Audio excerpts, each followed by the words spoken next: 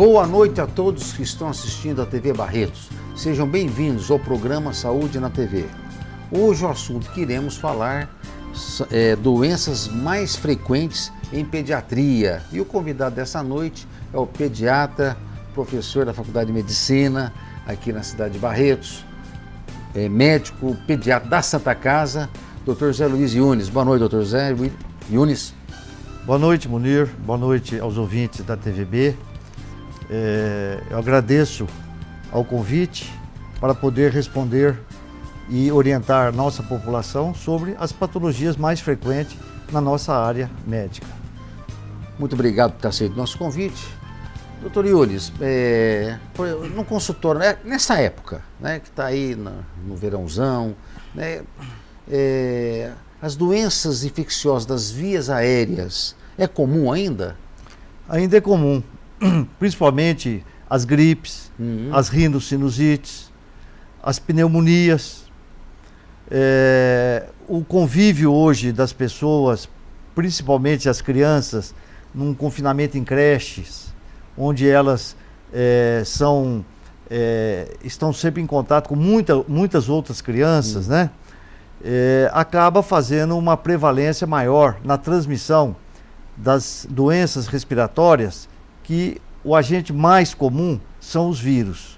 E eles são facilmente propagáveis pela tosse, espirro, um contato de um confinamento dentro, às vezes, de uma sala pequena, se não for um ambiente muito arejado. Então é uma transmissão muito fácil. É onde que facilita muito a propagação devido a esse aglomerado, né? Sim. Qual que tem o resfriado e a gripe? Qual que é a diferença dos dois? O resfriado é uma infecção viral que acomete principalmente a região do nariz, alguns espirros, pouca tosse, uma febre baixa ou às vezes até inexistente. Já a gripe é um quadro semelhante, porém com uma característica mais agressiva, mais febre, mais tosse, uma dificuldade respiratória. Então uma diferença assim, mais em relação à gravidade do quadro. Um é mais forte, vamos dizer assim. A gripe é mais modo, forte, né? Você me falou de virose, né? É uma virose. A gripe e o resfriado é uma virose também? Sim. Nós temos, Dr. Munir, mais de 200 vírus que podem acometer a população, principalmente as crianças. Tá certo. E esses vírus, eles vão se propagando nas épocas frias, mesmo nas épocas quentes, né? Porque na época quente também existe muito o abuso do gelado, piscina, né? Também acabam tendo uma facilidade desse tipo de infecção. E esses vírus, eles acometem as crianças, principalmente crianças pequenas, abaixo de 3 anos, principalmente abaixo de 1 ano, em termos de 9 a 10 infecções virais por ano. Nossa. Chegando aí a uma infecção quase que por mês. Então, a média é isso mesmo. A média é essa, né? Principalmente no primeiro ano. É onde então o pessoal acha que a criança está com uma baixa resistência, né? E acaba procurando soluções, tipo algum remédio para melhorar a resistência. Mas é um efeito natural, porque as suas defesas, os nossos fatores antigênicos, eles vão aparecendo, produzindo seus anticorpos, à medida que você vai tendo contato com esses diversos vírus. Então, no primeiro ano, você pode pegar até 9 resfriados ou gripes, infecções respiratórias. Isso aí vai formando uma defesa. No segundo ano, você pega ainda muito, no terceiro ano, menos. Quando chega mais ou menos na faixa etária de 5 anos, a criança já teve assim, um contato muito grande com grande parte desses agentes infecciosos. É onde a infecção começa então a diminuir. Então quer dizer que de acordo que essa criança vai tendo infecções, ou seja, por vírus, né, uma virose, infecções ou uma gripe, um resfriado, de acordo no transcorrer da sua vida, dependendo da quantidade que ela vai tendo, ela vai ficando resistente. É isso? Exatamente. Mais ou menos seria isso, né? Por isso que vai diminuindo a quantidade de processos infecciosos. Exato. Isso é a mesma coisa, a forma que a vacina funciona. Né? Você dá uma dose da vacina, por exemplo, contra a paralisia infantil, né? Você dá a segunda dose, você dá a terceira dose, ela fica imune. Ah, tá. Então, isso seria assim uma vacinação natural, só que a preço de ter uma infecção, de ter algumas complicações. Crianças, uma ou outra pode acabar dentro de um quadro gripal, ter uma pneumonia, ter um quadro bronquiolítico, ter que ir para o hospital, porque nós não temos vacina para todos os vírus. Aqueles vírus que nós temos vacina, né, como é hoje a cachumba, o sarampo, a coqueluche é bactéria, né? Ah, tá. Mas assim, mas tem a vacina também. A rubéola. Agora nós estamos com a vacina também contra a catapora, né, que é a varicela. Então, essas vacinas vão fazendo com que essas doenças sejam menos prevalentes, porque elas foram vacinadas. E da mesma forma, aquelas várias infecções de repetição nas vias aéreas, acaba depois de uma certa idade, em torno aí de 5 anos, levar essas crianças a ter muito menos problemas respiratórios, como a criança pequena, chamando lactente, na fase de 1, 2 anos até 3 anos. Às vezes a mãe vai num pediatra, né, fala, eu fui no pediatra tal, só deu me orientou a tomar líquido, antitérmico e não deu mais nada, e fica reclamando, né, e diz que é uma virose, mas só que é uma virose e não deu antibiótico. E aí, né, que você tem que orientar essa mãe aí, com relação à virose? Exato. Dá o antibiótico ou não? Não se dá antibiótico. Por quê? O vírus, ele é um agente intracelular. Ele não responde a antibióticos comuns que nós usamos para matar bactérias, né? Então, o que nós temos que fazer? Nós temos que observar, ter certeza do quadro, que é um quadro infeccioso viral, que o médico bem treinado, bem formado, ele tem ideia firme quando é um quadro viral ou não. Mas essas crianças têm que ser acompanhadas. Porque ele pode chegar com 39,5, 40 graus e ser um quadro infeccioso viral. O que eu vou fazer? Eu vou fazer isso que você colocou. Vou lavar bem as vias nasais, com soro, né? Vou hidratar bem essa criança e vou controlar a febre. Agora, é claro que eu não posso falar para essa mãe ficar em casa e tudo bem. Eu vou pedir, daí 24, 48 horas, se a febre persistir, eu vou fazer uma reavaliação. Pode ter uma complicação bacteriana em cima, tipo uma rinocinusite por bactéria, posso ter uma traqueobronquite infecciosa bacteriana. Aí sim que entra com antibiótico. Exatamente, uma pneumonia. É uma complicação de uma virose, né? Exato. Vamos dizer isso, né? E é uma coisa interessante, é que não adianta você dar o antibiótico, e aí é muito mais grave, para prevenir uma complicação. Olha só. E por quê? Porque quando você dá um antibiótico e você só tem o vírus, você vai mexer com a sua flora. Nós somos uma flora em todas as nossas áreas, nos olhos, no nariz, na boca, na garganta, no intestino. Nós temos as bactérias chamadas bactérias boas, são aquelas que nos protegem contra bactérias invasoras. Então se você toma um antibiótico é perigo, pode alterar essa flora que está te protegendo. Exatamente, e o vírus não responde. Então se por acaso a pessoa tem ali uma bactéria agressiva, mas que não está agindo porque a flora impede com que ela se multiplique, a flora bacteriana normal, quando eu uso um antibiótico indevidamente, eu diminuindo essa flora que me protege, eu vou abrir campo para aquela bactéria invasiva que estava ali sem muito campo de desenvolver, acabar desenvolvendo. Então o antibiótico, ele só não prejudica, além do mais, ele pode trazer uma infecção secundária muito mais grave por um agente que não iria nos afetar se não tivesse usado o antibiótico. E resistente até esses antibióticos todos aí, né? Exatamente. Então, o quadro gripal, se eu falei que é vírus, eu não posso usar antibiótico. Agora, se houver uma complicação, dias após, e a criança piorou, como é que eu sei que ela piorou? Eu vou ver o humor, quando essa febre passa, se ela está ativa, se ela está brincando. É muito característico a infecção viral. Passou a febre, a criança está correndo. E criança é um espetáculo. E eu acho uma coisa maravilhosa trabalhar com criança é por causa disso. Não é como o adulto está com uma dor, fica ali, a criança melhorou um pouquinho, ela já quer correr, já quer brincar. Então você vê pela atividade dessa criança que aquilo lá é um quadro viral. Porque um quadro bacteriano, mesmo quando a febre passa, a criança continua prostrada, não quer brincar, não quer se alimentar. O quadro viral é diferente. Então a gente que tem uma vivência, sabe diferenciar. Então a mãe fica preocupada, mas não vai tomar antibiótico. E infelizmente, Munir, é até bom a gente tocar nesse assunto, tem que tomar muito cuidado. A gente sempre conversa com os médicos de pronto-socorro. Não ser assim, dizer, a primeira consulta, às vezes não conhece a criança, dá uma febre alta, já sai tomando antibiótico, né? Então, o que acontece? Explicar para a mãe, toma esse antitérmico, só tem seu médico, depois você vai ao pediatra, amanhã é outro dia, já passaram um dia, 2 dias, vê se esse quadro regrediu ou se ele piorou. Porque hoje o uso e o abuso do antibiótico é uma coisa muito preocupante, né? A criança toma antibiótico toda hora, quer dizer, a hora que tiver uma infecção mais séria, fica difícil até de você saber o que você vai medicar.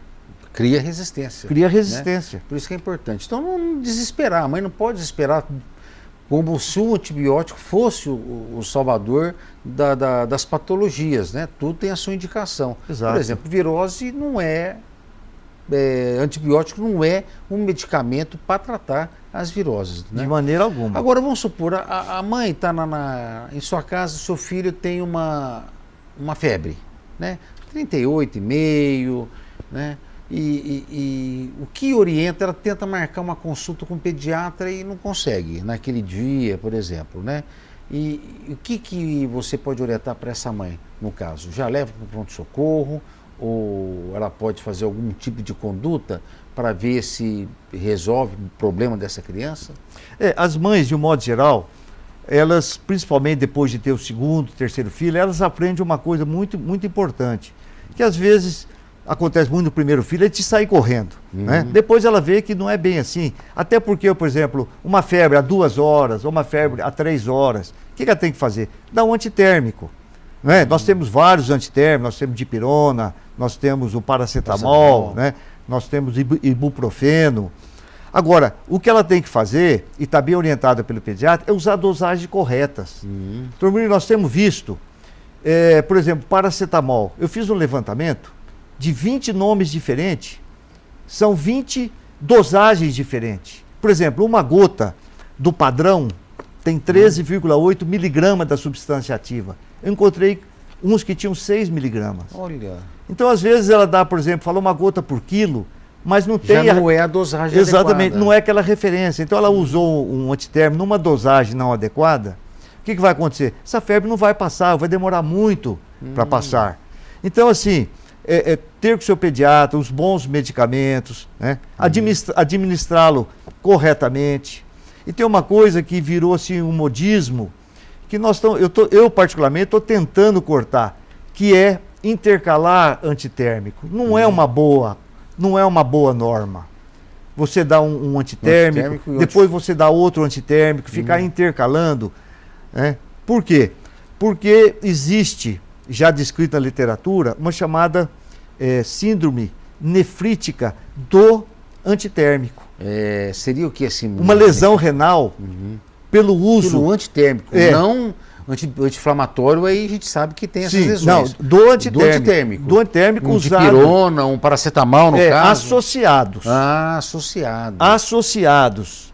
Não é? Porque cada um deles inibe um local dessa cadeia de eliminação da febre, e se você abusa muito, claro que isso tudo que eu estou dizendo são coisas assim não muito comuns, porém existe uma predisposição de certas crianças que pode até levar a isso. Mas em suma, o que eu quero dizer é que a mãe deve escolher um antitérmico na sua dosagem correta. A maioria deles pode ser administrado de 4 a 6 horas, dependendo da necessidade. Uma coisa importante também, e orientar as mães, é que o banho, ele não é um antitérmico assim, duradouro. Você pode fazer, porque a criança sente um bem-estar quando você põe na água, mas ele não trata a febre. Então você administra um antitérmico, você pode deixar essa criança, vou dizer assim, numa água natural, não pode chamar água quente, e nem gelada, e nunca colocar álcool na água. Isso é uma coisa que se fazia antigamente, é um erro muito grande, você pode ter um choque térmico.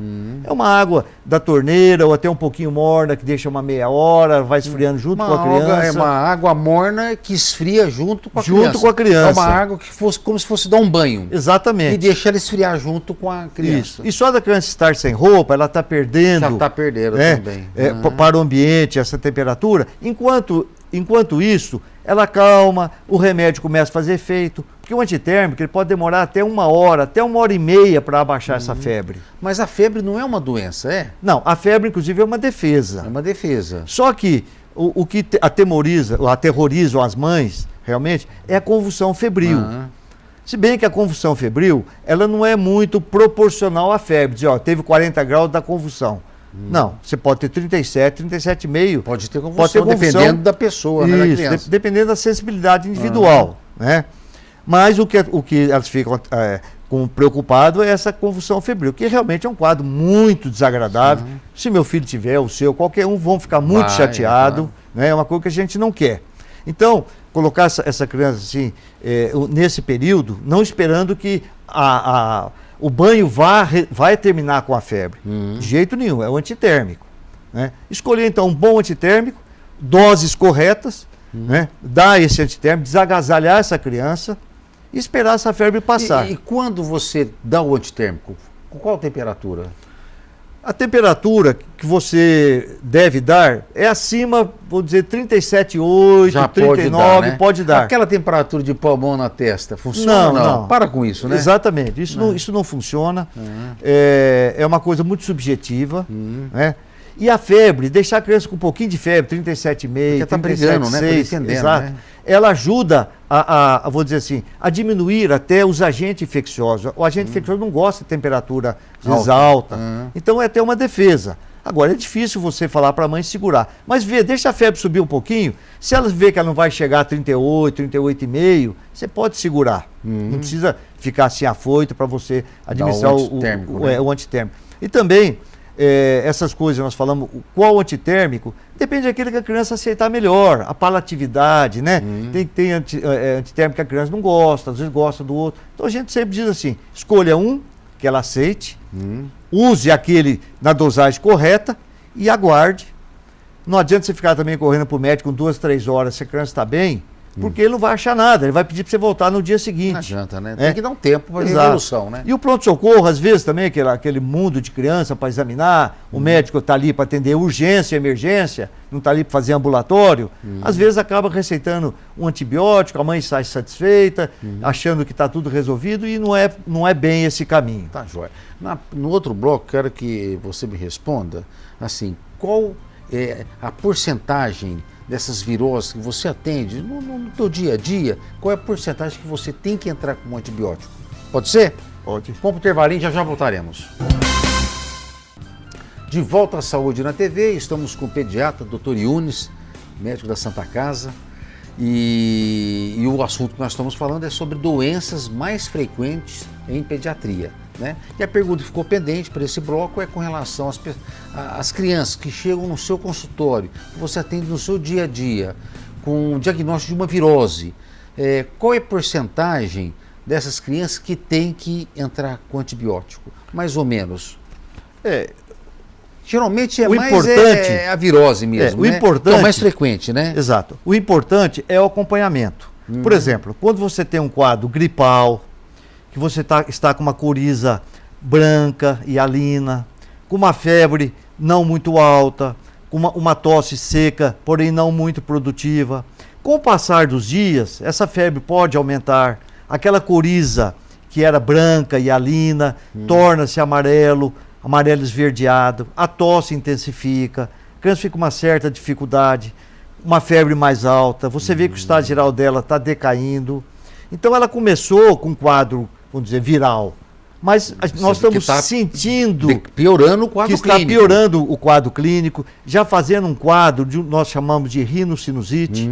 E aqui, o Dr. Munir, eu quero aproveitar esse espaço para orientar as mães, não ficar estimulando o médico a pedir raio-x de sinusite. Não existe sinusite pura.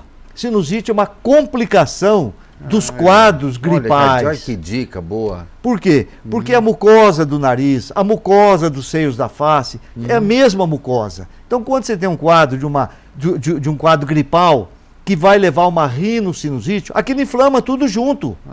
Então não adianta tudo, ficar... É o conjunto, né? conjunto. Ouvido, às vezes, a face, garganta. Exatamente, quer dizer, toda essa mucosa, ela se torna inflamada.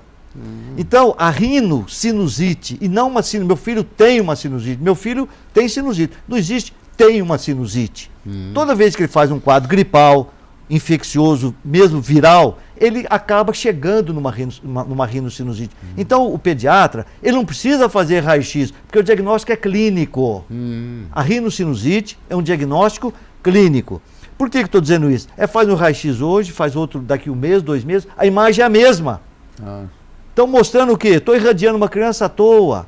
A criança não é bom também. De jeito nenhum, a criança está em desenvolvimento, você irradia os seios da face, você está irradiando o cérebro, a hipófise, produz uma série de hormônios, né? Tireoide, paratireoide, tudo isso. Não que seja proibido, mas tem que ter indicação. Tem que ter critérios, os critérios são mínimos. Quando eu trato esse quadro gripal, que complicou uma rinocinusite bacteriana, o catarro amarelo, uma tosse produtiva, eu já estou tratando a sinusite juntamente. Lavando as narinas, né? Fluidificando a secreção, mandando tomar muito líquido para as secreções não ficar espessa, eu já estou tratando. Porque fica lá, doutor, não é bom fazer um raio-x, não é bom? E o médico, às vezes, acaba entrando, porque acha se não fizer, o pessoal não vai ficar satisfeito, né? Achando que tem, aí chega lá, deu uma sinusite. Rinocinusite é um diagnóstico clínico. Eu acho que é importante nós colocarmos isso para parar de ficar pedindo raio-x assim, de uma forma indiscriminada. Uma criança chegou no teu consultório, tosse com secreção purulenta, aquela secreção, e no consultório, dá para já fazer um diagnóstico, no teu exame normal, o exame clínico, conversando com a mãe, né? E fazendo ausculta com o estetoscópio, aquele aparelhinho do ouvido lá, dá para dar um diagnóstico de pneumonia e iniciar um tratamento sem realizar um raio-x? É possível? Perfeitamente. E assim que deve ser. A gente deve deixar até o raio-x para as pneumonias leves, não deveria nem pedir. O problema todo é uma confiabilidade, vamos dizer, uma boa relação médico-paciente, um profissional bem informado, e a gente que é daquela época antiga, que nós não tínhamos exame, nós examinamos clinicamente e falamos, é uma pneumonia, não é?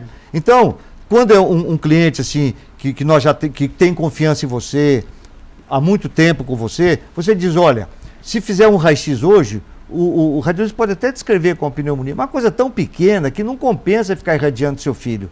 A gente vê que o caso é grave, quando a criança já está com um quadro assim, mais evoluído. Assim faz o raio-x para nós vermos a extensão dessa pneumonia, essa evolução. Mas esses quadros assim, mais leves, que você vê com uma pneumonia leve, você não precisa nem fazer raio-x. Porque você tem que exigir. A mãe chega, doutor, eu quero um raio-x para ver se é ou não é. Então, infelizmente, essa é a cultura.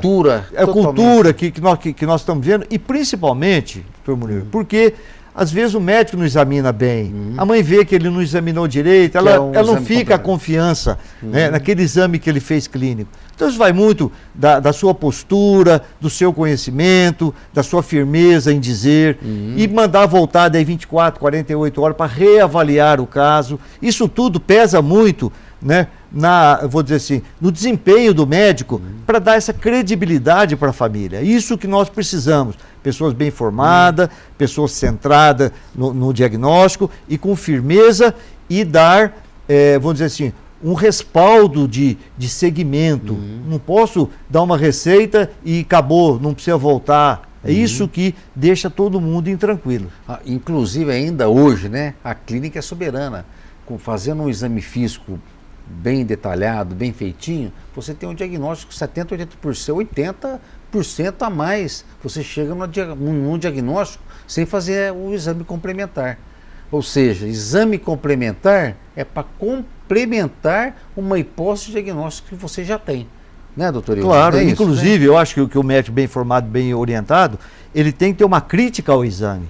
Se o exame não está condizente com a minha clínica, quem está fazendo esse exame? é uma pessoa do laboratório. Será que ele também tem essa capacidade bem firmada naquele exame? Eu tenho que ter a crítica ao exame. E não o exame mudar o meu diagnóstico. Se você pega um caso, por exemplo, vamos dizer um caso simples de asma, né? Se você faz o raio-x nas primeiras 24 horas, você tem o quê? Você tem brônquios obstruído. O médico hoje, às vezes, não escreve que aquilo está sibilando, né? O radiologista olha um raio-x e fala pneumonia, e na verdade não é. Então, às vezes, o raio-x até atrapalha, porque todo mundo fala, não, olha, uma pneumonia, e na verdade, daí 24, 48 horas, se você fizer o raio-x de novo, aquele já não tem mais aquela imagem. Olha só. É um brônquio obstruído, é secreção depositada. Inclusive, tem mães, é importante isso aí que o doutor Leão está falando, que o exame clínico é fundamental, porque com o exame clínico bem feito, já tem um diagnóstico e já inicia uma terapêutica mais precocemente. Uma bronquite, um broncoespasmo, né? uma asma, por exemplo. Quero que faça o raio-x, até ir no hospital, fazer um raio-x. Essa criança está se angustiando com uma falta de ar, né? E às vezes naquele momento já pode entrar com medicamento, né, doutor Yunis? Claro. Né? E resolver o problema dessa criança, né? Sem inclusive fazer o raio-x, né? Claro. Uma asma, fazer raio-x, eu acho que ainda as pessoas ainda fazem, né? Porque a mãe acaba exigindo, né? Exatamente. E muitas vezes não há necessidade. Então, importante nisto é você tranquilizar e rever. Medicina é ver e rever. É evolução, né? Principalmente criança. 24 horas está ruim, 48 horas já melhorou ou piorou. Então você tem que fazer essa revisão. E não ficar correndo atrás de exame. É tanto exame, é tanto laboratório, vai para o raio-x, que às vezes não dá nem tempo da mãe dar o remédio, né? Fica correndo atrás. E exames não trata ninguém. Quem trata são a orientação, os medicamentos que você administra. Tá certo. Uma pessoa vai a mãe está com a criança, muita febre e tal. E aí ela vai no pronto-socorro, né? Uma gripinha à toa, um resfriado, e vou levar no pronto-socorro para desencargo de consciência, né? E ao levar a criança para o pronto-socorro, que é um ambiente ali de várias patologias, essa criança corre risco de adquirir um outro tipo de doença? Claro. Tem risco? Tem risco justamente porque o pronto-socorro são crianças que realmente a maioria delas estão doentes, que ninguém vai lá sã, ela vai estar doente.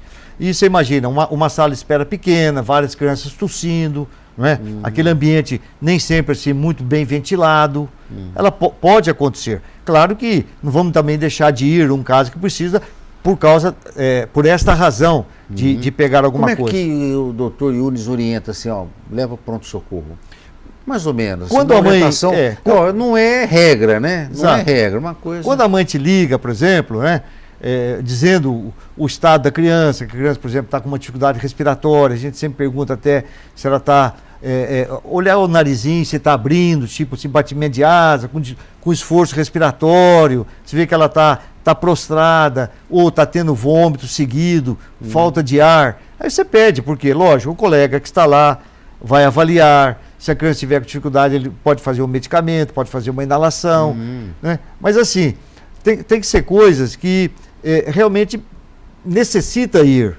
Porque o pronto-socorro, e aí nós estamos até, Deus queira que essa UPA seja, né, mudando já um pouquinho, seja aberta, para começar a dividir aquilo que é ambulatório pela classificação né, de Manchester, né, colocando o azul, o verde, o amarelo, o vermelho, para poder dizer, olha, você está aqui na UPA, você vai demorar tanto tempo a ser atendido, porque a mãe vê que não tem urgente, esse está no vermelho, vai passar na frente, e deixar o pronto-socorro, por exemplo, da Santa Casa, mesmo de pediatria como adulto, emergência, por causa de urgência, caso de acidentes, né, caso de infartos, uma criança com um quadro de uma dispneia intensa, que vai ter que internar, tudo isso, né? Então essa classificação é importante. Isso aí também é cultural, porque a mãe vai uma vez na UPA, vai duas, vai três, ela vê que o caso dela não precisava ter corrido tanto, porque ela vai, muitas pessoas estão realmente ruins, vão passar na frente dela. Então isso até é uma maneira de você mudar essa cultura, de deu uma febrinha, faz 15 minutos já vou sair correndo. Tá certo. Agora, a pessoa, criança, detectou pneumonia, né? Tem que internar? Não. Não. Não. Pode tratar em casa. Pode tratar né? em casa, pode. É claro, por exemplo, nós temos critérios. Uma criança abaixo de 3 meses com uma pneumonia, eu tenho que internar. Tá? Por quê? Uma criança pequena, ela pode ter, por exemplo, você imagina uma criança de 1 semana, 15 dias ou 20 dias, ela pode ter infecções que veio inclusive da mãe, né? Da região vaginal, bactérias gram-negativas graves. A criança de 3 meses também, ela pode ter muita secreção, ela acaba às vezes indo numa falência por causa de secreção, ela tem dificuldade de eliminar. Então você tem critérios assim, criança abaixo de 3 meses, normalmente você interna. Agora, uma criança, por exemplo, maior, uma criança de 1 ano e meio, 2 anos, que você vê que está no estado geral bom, e o remédio por boca, ele faz tanto efeito quanto o injetável. Fala, não, a injeção faz efeito mais depressa. Não é. Não é verdade. Não é. A não ser que a criança esteja vomitando. Eu vou dar o antibiótico, ela perdeu. Então aí é uma circunstância outra. Né? E outra coisa, não se trata a pneumonia só com antibiótico. Antibiótico é uma arma. Eu tenho que melhorar as condições nasais, melhorar a condição respiratória, então está com broncoespasmo, eu tenho que usar medicamentos. Uma hidratação. Né? Então é muito comum o aluno perguntar, que antibiótico eu dou na pneumonia? Calma. É todo, né, um conjunto. É um conjunto terapêutico. Não é o antibiótico que resolveu o problema. Exatamente. Se fosse assim, seria muito fácil, né? Porque se você não mobilizar aquela secreção, se você não melhorar o broncoespasmo, o antibiótico não vai nem chegar direito nesse sítio de infecção. Né? Então, assim, se a criança está bem, está com uma pneumonia, eu vou tratar em casa. Mas eu vou pedir que ela volte daí 24, 48 horas. Isso que é importante, eu vou reavaliar. Principalmente se a mãe fala, doutor, acho que minha criança piorou, então vem aqui. Está pior, uma pneumonia pode começar simples, depois fazer um derrame pleural, ou de repente uma pneumonia ser o estafilocócica e acabar tendo umas bolhas de romper, a criança fazer um pequeno pneumotórax, ou atelectasias. Então eu tenho que seguir. Tá certo. Agora, pneumonia é sinônimo de internação? Não. Dependendo da sua gravidade. Tá certo. E uma coisa interessante, não existe começo de pneumonia. Ou tem ou não tem.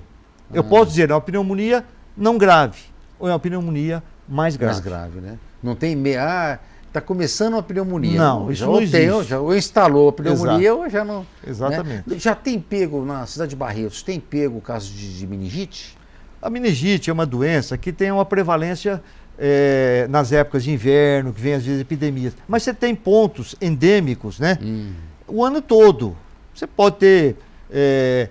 teve um caso de meningite, está tendo epidemia? Não, são casos isolados e de, vou dizer assim, etiologias diversas, né? Então, por exemplo, nós falamos em meningite, uma epidemia, por exemplo, quando tem um determinado agente, por exemplo, o meningococcus.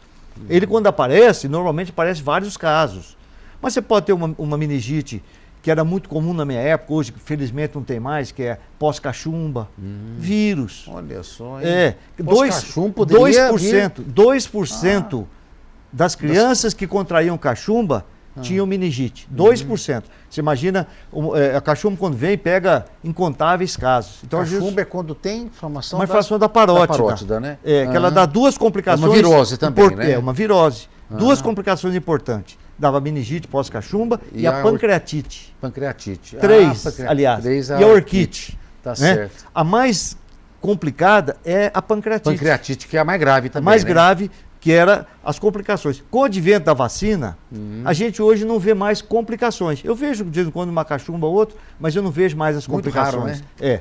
Porque as complicações, a vacina protege tranquilamente, que é a meningite, a pancreatite e a orquite. A gente não vê tanto mais hoje. Hoje já.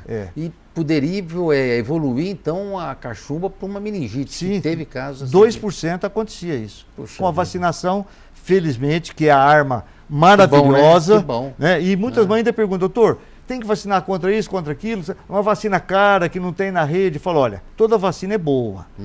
Né? A gente fala porque hoje, por exemplo, está aí em moda, entrou uma vacina contra meningite, que não é muito comum, custa R$500, fazer outra dose. Fala, olha, a vacina contra meningite bacteriana, nós temos as 3 na rede, que é o hemófilos, né? É o pneumococcus e o meningococcus, tipo C, que é o mais prevalente no Brasil. Tem o tipo A e tem o tipo B. Então, o pessoal começa, claro, a juntar esses tipos de meningococos e faz vacina. Agora, não é tão prevalente, mas se você tem condição financeira e pode fazer uma vacina dessa que é mais cara, é necessário? Depende da sua condição financeira. Não é tão prevalente, mas você pode fazer, só vai fazer bem. Vai bem, não vai fazer mal, é benéfico, né? Não existe vacina que vai fazer mal. Todos fazem bem. E você vê, nós crescemos demais com vacinas, né? Hoje nós temos vacina contra rotavírus, que é a infecção intestinal viral mais frequente em criança abaixo de 2 anos, até adulto, mas em criança pequena. Nós temos aí a vacina da varicela, que entrou também não faz tanto tempo, a cachumba, como eu já falei. É pouco tempo, né? Essas bacterianas aí, pneumo, hemófilos e meningo também, não é tantos anos assim. Então hoje nós estamos com bastante vacinas que vem protegendo sarampo. Sarampo é uma doença terrível. Quantas crianças nós pegamos aí que chegavam, nós chamamos de quachocor, marasmo. É uma criança que vivia no limite de alimentação, não muito boa, mas também não muito ruim. Pegava um sarampo, desnutria, inchava, né? Virava aquela confusão toda, ia para o hospital. Então, com o advento da vacina do sarampo, nós estamos tranquilos, né? Apesar de que... E às vezes a pessoa passa numa faculdade, um acadêmico, e não vê um caso não desse. Vê. Né? Eu, por exemplo, não vi varíola. A última varíola que foi descoberta lá na USP de Ribeirão Preto foi em 1968, eu entrei em 1969. Então eu falava, eu nunca vi. Mas nós temos condição de fazer o diagnóstico caso apareça. Porque você tem que estudar. Nós temos que saber todas as doenças, como é que ela vem. Aí fala, como é que você sabe que é uma infecção viral, vem isso, aquilo? O pódromo teve contato, fica um período, né, podrômico, que é o período de incubação.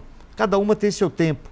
Depois do certo tempo aparece os sinais, sintomas, e eles vêm de uma forma, né, aparece a erupção, o vermelhidão, que é o exantema, no lugar, distribui. Então tudo isso é estudar. A medicina é um estudo contínuo. Não é dizer, eu sei tudo, ninguém sabe tudo. Né? Se nós não nos atualizarmos, não estar sempre estudando, sempre vendo, a gente passa batido. E fazer um exame físico bem feito, não pular fase, olhar tudo, o que a gente fala na escola para os alunos, olha a pele, olha os olhos, nariz, ouvido, garganta. Você é médico, você não pode segmentar o doente. Vamos para o intervalinho e já voltaremos. De volta à Saúde na TV, o assunto que estamos falando é sobre doenças mais frequentes em pediatria. Com o nosso convidado, Dr. Yunis, pediatra. Dr. Yunis, agora assim, às vezes é comum aquelas diarreia em criança, né? Pega bastante. Qual é a causa mais frequente dessas patologias? Nessas crianças, e qual faixa etária mais ou menos que pega mais? Novamente, a criança tem as suas particularidades. O quadro de gastroenterite, vamos dizer, diarreia e vômito, ele pode ser direto ou indireto. Ou seja, a infecção pode estar no trato gastrointestinal ou não. Então a criança tem muita particularidade. Por exemplo, uma infecção de ouvido. Ela pode, às vezes, vir com vômito e diarreia numa criança abaixo de 1 ano. Por causa por causa de uma infecção à distância. Pode levar a diarreia por quê? Isso. Porque a toxina, ela acaba, vou dizer assim, sendo absorvida e mexendo com o organismo como um todo. Então a criança, ela tem uma particularidade muito diferente do adulto, não é? Então, por isso que é difícil, às vezes, um médico adulto que está tratando uma criança, por exemplo, até, vamos dizer, de uma pneumonia, um pneumologista. A criança entra, de repente, num quadro de diarreia e vômito dentro de uma pneumonia. Agora, você tem as infecções, umas gastroenterites causado por transtornos gastrointestinais mesmo. Então a criança pequena, por exemplo, de 1 ano e meio para baixo, de 1 ano para baixo, novamente vem as infecções virais, são as prevalentes. Como eu falei, primeiro ano, rotavírus. Felizmente hoje com a vacina a prevalência diminui. Mas tem uma série de outros vírus que dão gastroenterite. Então, um quadro que nós chamamos, como você colocou no início, virose, né? Uma infecção viral pode levar vômito, diarreia, caracterizando uma gastroenterite. Uma intoxicação alimentar, muito comum numa festinha, né? Bolo, glacê, essas coisas bastante doces, maionese.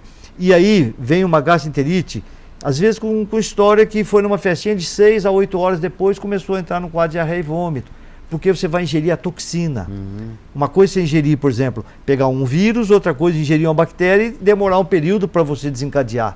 E tem a toxina, principalmente que falou em maionese, em doces, né? Que já vem com história de 6, 8 horas. vem como diarreia e vômito. Então você pode ter causas virais, causas bacterianas, por exemplo, Shigella, Salmonella, Escherichia coli, né? Yersinia também, enterocolítica, pode ser. Agora, uma coisa importante é que dificilmente na criança, ou mesmo em qualquer, até no adulto, uma gastroenterite, dificilmente você precisa entrar com antibiótico.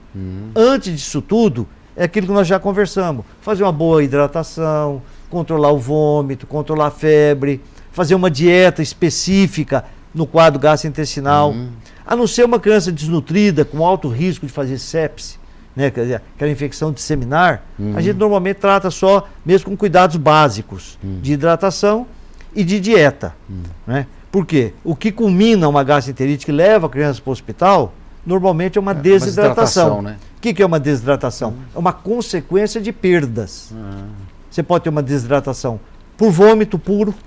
Por quê? Está vomitando, está eliminando e não está ingerindo. Imagina um calor que nós estamos passando hoje. Só de não ingerir o líquido, você pode desidratar.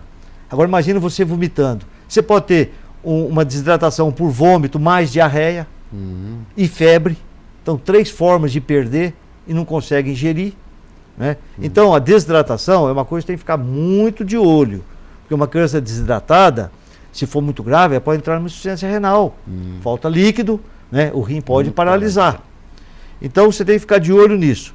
Então, uma criança, uma gastrite, diarreia, vômito muito frequente, é claro que é bom você ir até um pronto-socorro, lá receber uma orientação de uma reidratação oral, não precisa começar na veia, salvo o caso que está vomitando demais.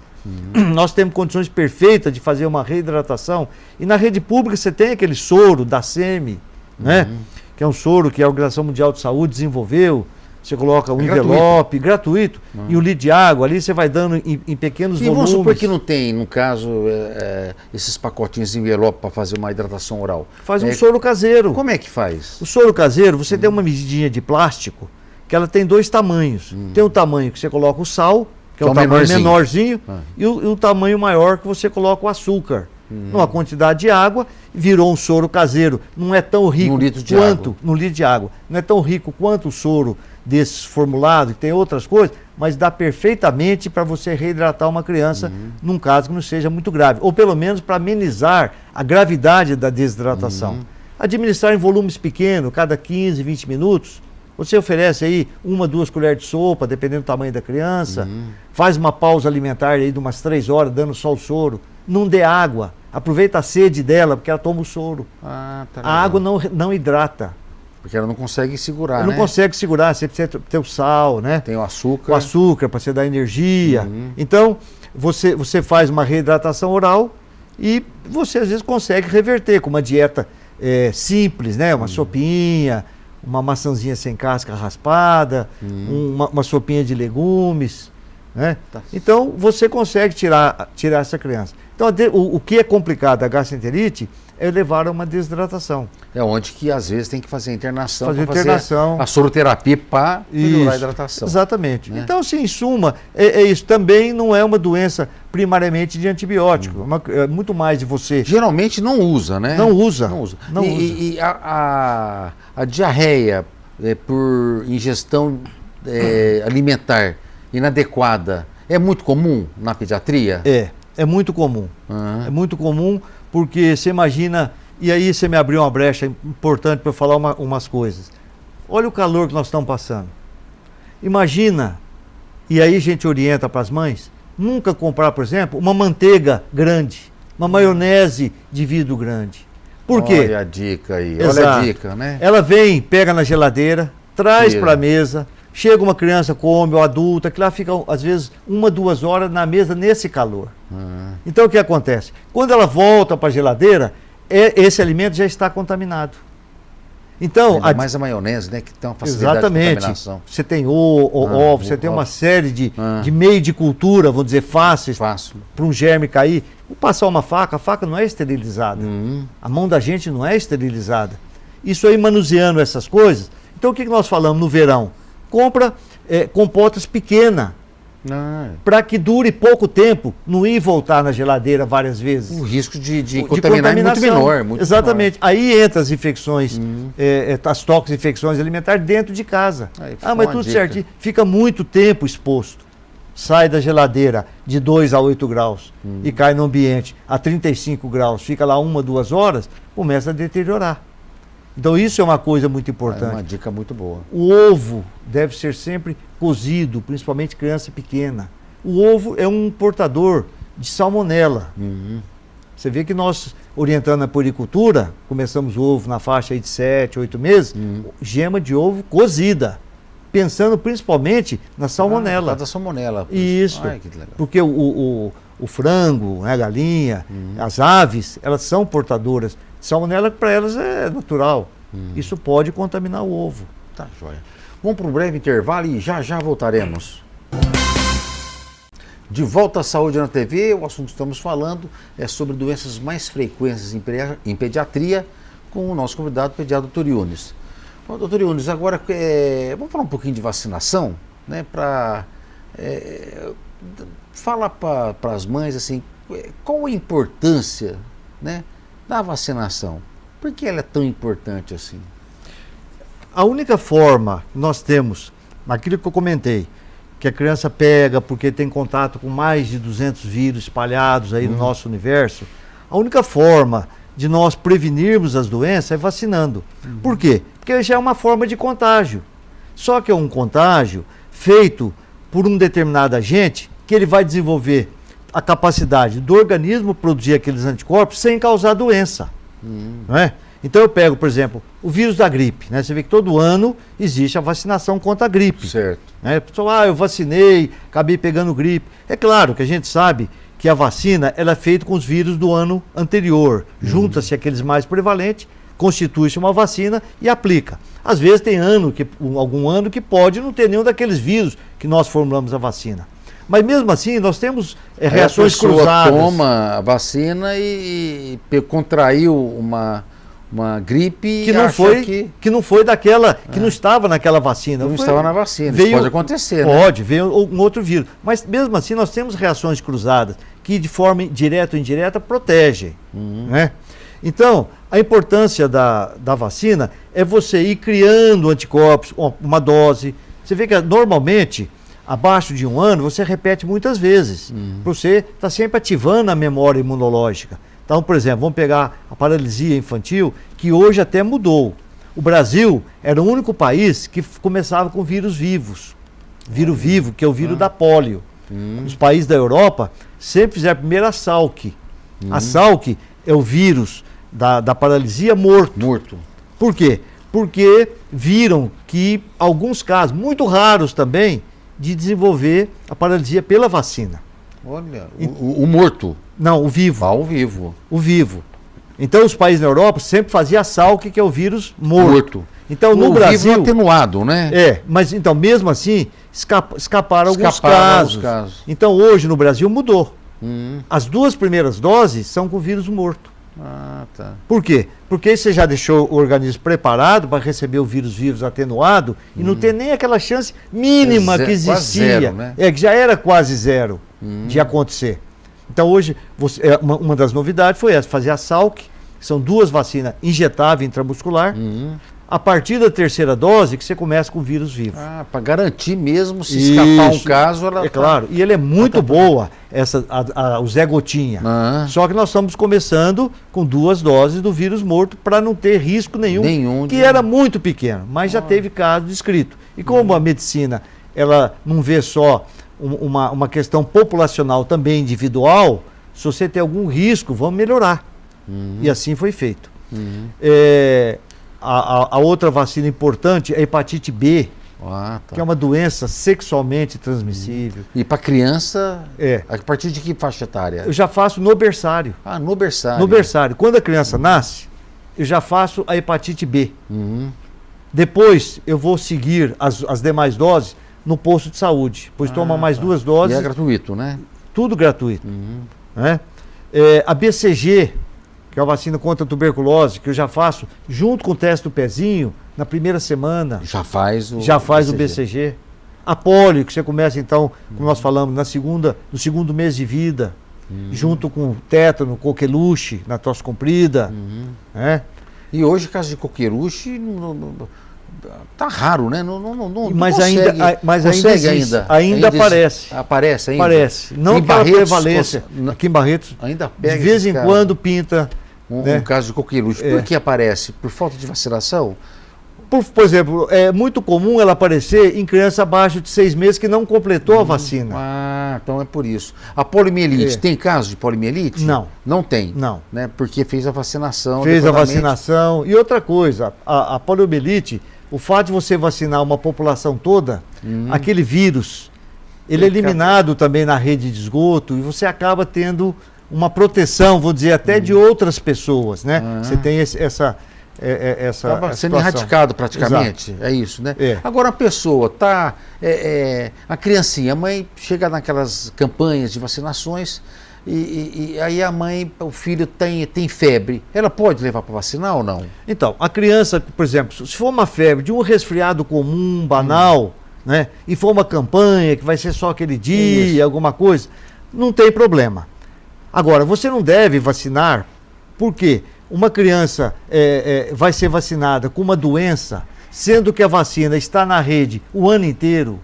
Então a criança, por exemplo, está com uma infecção de garganta grave, a criança não está bem, ou com uma bronquite, ou uma mesma pneumonia, ou uma gastroenterite, ela não vai ficar muito bem vacinada. Por quê? Porque o organismo já está brigando contra outro agente invasivo. Mais um, né? Mais um naquele momento.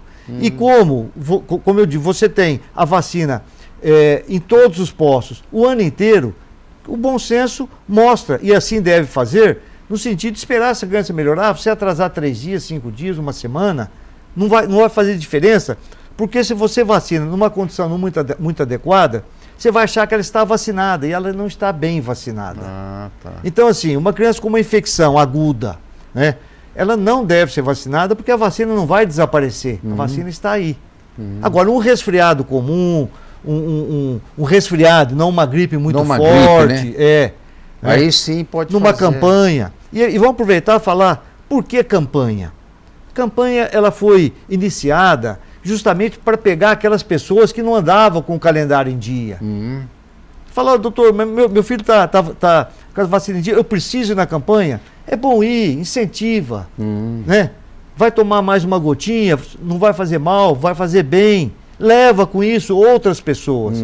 Então a campanha, ela é feita justamente para mobilizar, para levar aqueles que nunca vacinaram. Tem tabus, tem gente que não vacina, acha que a vacina vai fazer mal, né?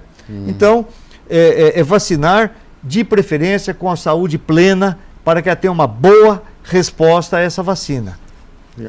Doutor Yunis, chegamos ao final, gostaria que você fizesse as considerações. Niro, a gente está militando na profissão, esse ano eu estou completando 41 anos de formado.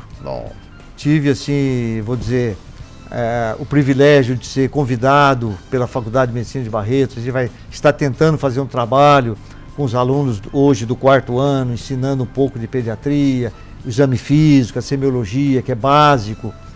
E nós estamos militando na Santa Casa, eu ainda faço até plantões de recepção no berçário. Fiquei 10 anos trabalhando na UTI neonatal e pediátrica.